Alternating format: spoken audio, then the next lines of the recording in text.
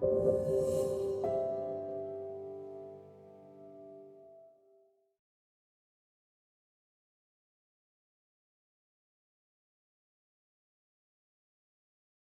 suis très content de vous retrouver ici.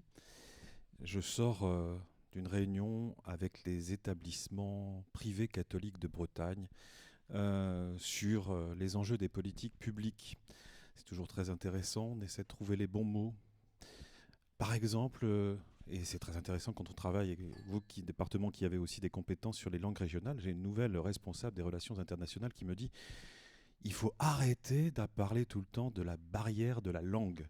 Il faut parler de passeport de la langue parce que rien que le mot barrière vient se déposer dans notre esprit et on pense qu'il y a un obstacle à franchir. Alors que le passeport, c'est génial, y compris pour les langues régionales. Ça veut dire effectivement que c'est chez nous, c'est pour nous et que voilà, c'est pas un obstacle à franchir. On a beaucoup parlé d'éducation artistique et culturelle et évidemment, on essaie de déployer du côté de l'éducation nationale. Je trouve vraiment ce qui a été présenté juste avant, merci. Hein, je trouve que le pacte est très bien. J'aurais adoré que l'éducation nationale soit signataire aussi pour pouvoir s'adresser aux enfants, parce que je pense que c'est quelque chose de tout à fait essentiel pour pouvoir faire avancer les sujets et surtout les partager. Parce que moi, comme vous, je pense que les droits culturels sont super et que les droits culturels, ça commence aussi avec les enfants qu'il faut pouvoir interroger sur les pactes intergénérationnels qu'il va falloir pouvoir partager. Euh, les mots des enfants sont tout à fait importants. Et pour le coup, les mots des enfants les plus pauvres sont aussi extrêmement intéressants parce que ce sont souvent ceux qu'on n'entend pas parce qu'ils n'ont pas de mots pour parler.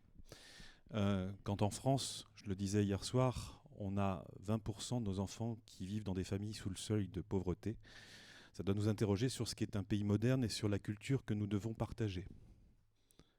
Elle n'arrive jamais chez ces enfants. La santé a beaucoup de mal à arriver aussi, l'éducation aussi.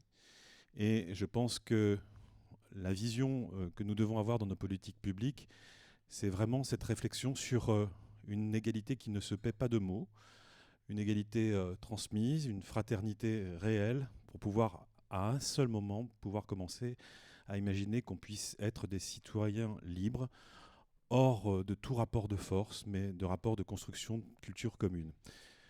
En ce sens, le très beau titre que vous avez mis sur l'éducation artistique et culturelle à tous les âges de la vie me semble un très beau sujet parce que là aussi, on intervient souvent sur les questions de génération, d'intergénération. Je ne suis pas sûr que ce soit toujours les bons mots. Au fond, une génération, plusieurs générations, on appartient tous à une génération qui s'appelle la génération des vivants, des plus petits aux plus âgés. Et je crois que là aussi, les mots qu'on a à construire pour pouvoir s'écouter est quelque chose de très important et très intéressant. Les départements ont des compétences importantes dans l'action sociale à l'enfance, dans les compétences relevant des personnes handicapées, les personnes âgées, évidemment, la gestion du RSA.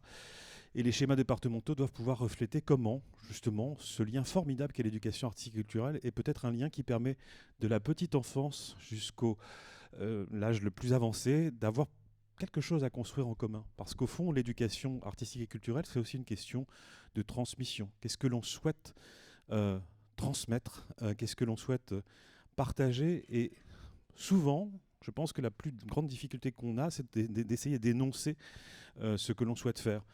Alors, on peut faire effectivement de la formation, mais le sens de la formation, c'est de se dire au fond, est-ce que c'est le même pour tous? Est-ce qu'on a des questions de complémentarité à avoir? Je suis très heureux aussi d'être ici à l'INSEAC et je remercie le coordinateur et toutes les équipes et les étudiants de l'INSEAC, parce que ça fait partie, n'est-ce pas, des questions qu'on traite, y compris sur tous les âges de la vie, ici. Et on se rend compte évidemment que la formation des acteurs en éducation artistique et culturelle permet de faire un lien, que ce n'est pas forcément la même pour tous les acteurs, mais qu'au fond, avoir une formation commune, c'est tout à fait essentiel. Je fais le parallèle avec l'école aussi parce que, par exemple, vous voyez, quand dans l'école, on essaie de travailler sur des politiques de ce qu'on appelle l'école inclusive, où on accompagne les enfants en situation de handicap. Moi, la priorité que j'ai fixée en Bretagne, c'est qu'on forme en même temps, dans les mêmes moments, à la fois l'enseignant et les AESH qui accompagnent l'enfant. Parce que sinon, il se passe quelque chose de pas terrible. C'est comme quand on en arrive en classe, ça peut, chez les enseignants qui n'ont pas été formés en même temps à cela, poser un certain nombre de difficultés concrètes, techniques, je pense que vraiment, nos lieux républicains de fonctionnement, de lieux de transformation doivent être là pour tous.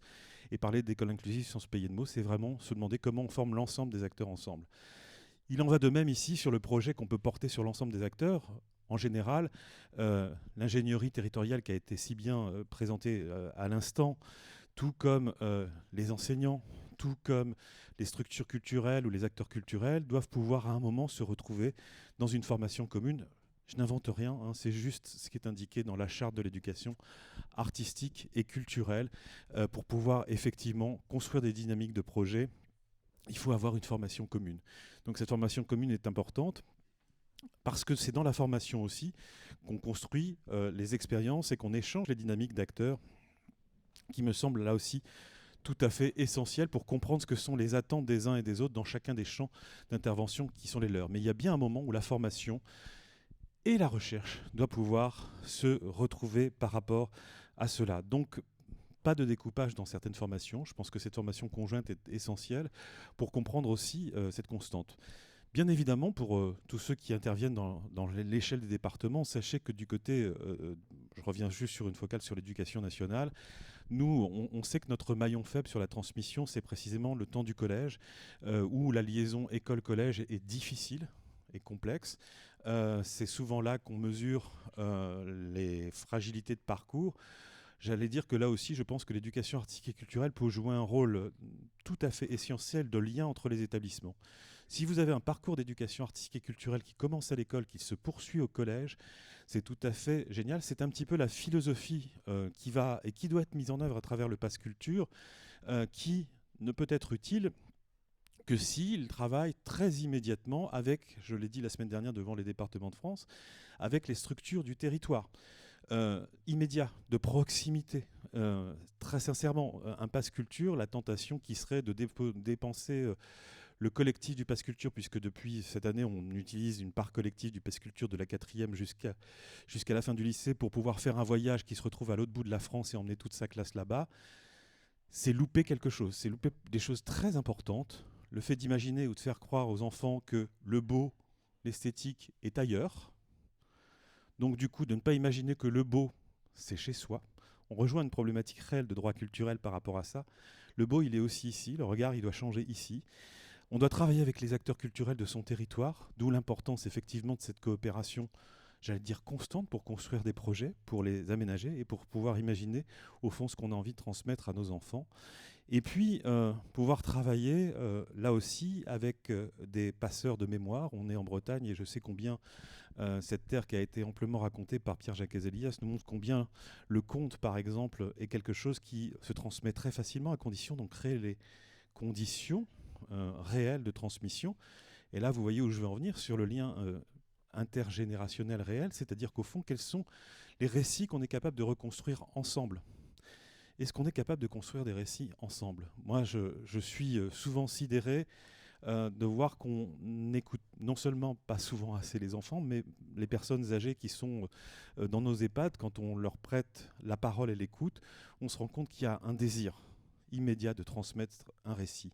Entre les deux, voilà, on a, je pense, un grand vide sur lequel il faut pouvoir travailler. Et ce pourquoi cette éducation artistique et culturelle à tous les âges de la vie, c'est aussi un joli défi. Alors le ministère de la Culture a mis en place dans cette nouvelle direction un bureau qui m'amuse beaucoup dans son titre, qui est un bureau dont la conduite est conduite par Isabelle Jacomarchand, qui s'appelle le Bureau des temps de la vie. Moi, j'aurais adoré un poste qui s'appelle « Je suis la directrice du bureau des temps de la vie ». Et elle me dit entre parenthèses, pour rire, voilà, l'éducation artistique et culturelle, ça va du berceau au tombeau. Bon, je ne sais pas si c'est un sous-titre porteur, mais l'idée qui est derrière cette petite phrase humoristique, c'est qu'évidemment, c'est tout ce qu'on est capable de construire évidemment ensemble. Quand je dis capable de construire, c'est qu'est-ce qui reste au fond de ce qu'on peut transmettre et transmettre à tous. La politique publique du 100% éducation artistique et culturelle signifie bien cela. Elle signifie vraiment que la culture n'est pas l'affaire de quelques-uns et plus l'affaire d'entre-soi, que c'est vraiment tous les temps de la vie, le temps scolaire, le hors-temps scolaire, Le temps scolaire est néanmoins pour nous très important puisque c'est le seul moment où on touche l'ensemble des enfants. Je le dis parce que si je fais la focale sur le hors-temps scolaire, malheureusement, ce sont toujours les mêmes qui profitent en général des dispositifs culturels dans le hors-temps scolaire. Je vous rassure, on a quand même des horizons d'espoir formidables parce que quand on regarde certains pays, ils savent un petit peu mieux faire que nous pour habiter tous les temps de la vie sur ces questions de transmission culturelle et de codes culturels qui sont pour nous évidemment très importants. Donc voilà, en tout cas, ce qui nous semble tout à fait essentiel pour pouvoir penser les conditions de la formation. L'information qui ne peut être, à mon sens, éclairée, comme ça vient d'être fait juste avant sur le Kreisbreis, par une recherche éclairée, de voir comment on doit partir, évidemment, et mes collègues sociologues ici le savent bien, du territoire, de chaque territoire, pour pouvoir penser quelque chose. Réellement, les questions d'éducation artistique et culturelle ne peuvent pas être une politique descendante. C'est forcément une politique qui part d'ancrages territoriaux, qui prennent d'ailleurs corps sur ce qui est capable d'être transmis au sein même des territoires. Donc la réalité, c'est que cette formation pour tous les acteurs, elle doit être pensée aussi et déclinée à l'échelle des territoires, parce que là encore, je crois qu'il est important de revenir à cette question du conte et du récit. Il va falloir que les territoires puissent raconter réellement une histoire commune.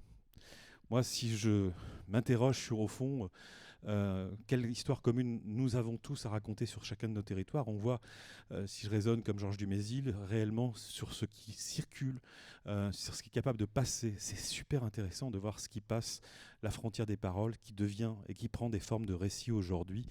Je pense réellement que notre question majeure aux uns et aux autres, c'est savoir quels sont les récits contemporains qu'on est capable de partager avec tout le monde, de raconter ensemble et surtout de revendiquer. De revendiquer au-delà de tout rapport de force pour dire voilà ce qui constitue notre culture commune. Ce qui est très intéressant, c'est que quand on bénéficie d'une éducation artistique et culturelle qui permet à chacun de s'exprimer, on se rend compte évidemment qu'on a affaire aussi à cette culture qui est un appui très fort pour vivre tous les autres segments de la vie, pour pouvoir parler, pour pouvoir échanger, pour créer du vocabulaire, pour créer une grammaire qui nous permet là aussi d'être enviés sur ce qu'on a à transmettre. Donc c'est aussi cette invitation qui me semble tout à fait importante et qu'il va falloir pouvoir relever ensemble en utilisant tous les outils.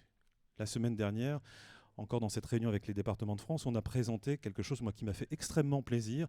C'est que le Haut Conseil à l'éducation artistique et culturelle, que j'ai l'honneur de présider encore, a travaillé sur ce qu'on appelle le label 100% EAC destiné aux collectivités.